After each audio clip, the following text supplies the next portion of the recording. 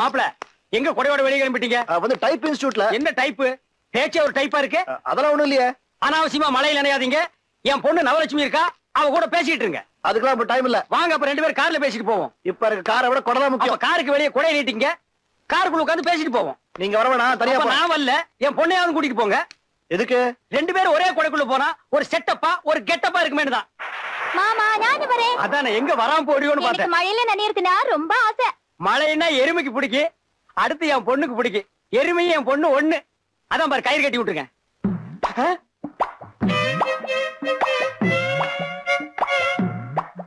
பிச்சை கேக்குறேன், போட்டுருமா? அரவிந்த், ஏங்க டைம் வேஸ்ட் பண்ணிட்டு இருக்க? அங்க பார்ட்டி வெளியே வந்தாச்சு. சமயக்காரனுடைய வேலைக்காரியோட உனக்கு என்ன பேச்சு? டேய் ஓங்கி அப்புன்னா வாய் அந்த பக்கம் திரும்பிக்கு. பாரதேசி பையில சமயக்காரன் வேலைக்காரன் இதெல்லாம் போட்டு பானடா. யாரா அவன்? கிணத்துல தூர் வர மாதிரி இருக்கான்.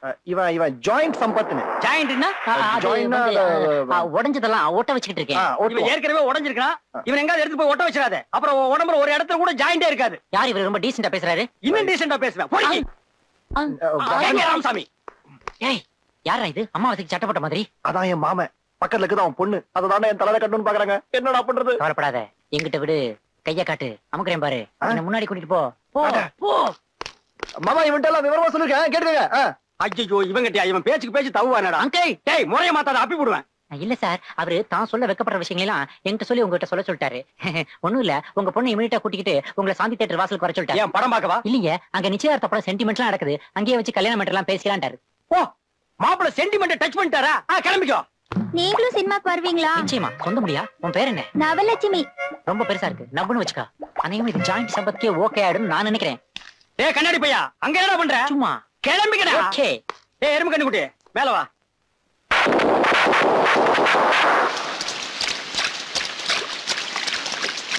ஹலோ. உங்களுக்கு இது கேவலமா தெரியல? எது கேவலம்?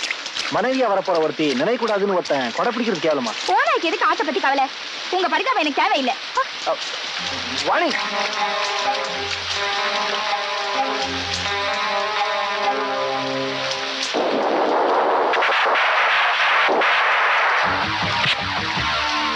என்ன கொஞ்சம் வீட்டுல விட்டுறியாப்பா?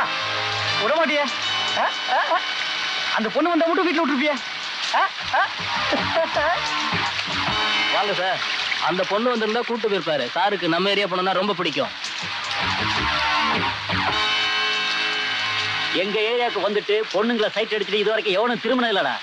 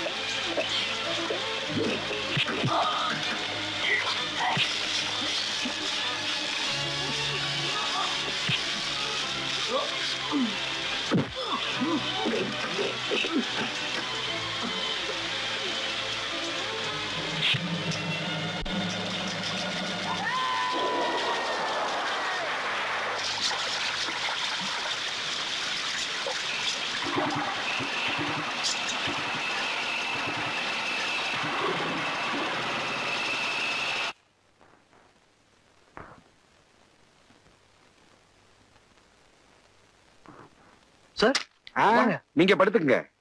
சார் உட்காருங்க. காஃபி டீ ஏதாவது? அதெல்லாம் ஒண்ணு வேண்டாம். நல்ல வேளை உங்க உயிருக்கு ஒரு ஆபத்து இல்லாம தப்பிச்சிட்டீங்க. என் பொண்ணு விஷயத்துல நீங்க இவ்வளவு ஆர்வமா இருப்பீங்கன்னு நான் நினைக்கவே இல்லை.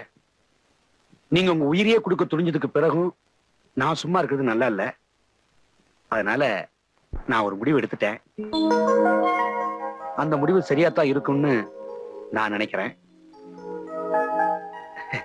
இவ்வளவு சீக்கிரத்துல என் பொண்ணு கல்யாணம் அமைஞ்சு நினைச்சு நான் ரொம்ப சந்தோஷப்படுறேன். வர்ற முகூர்த்தத்திலேயே கல்யாணத்தை வச்சுக்க போறேன். மாப்பிள பேங்க்ல வேலை பார்க்கிறாரு.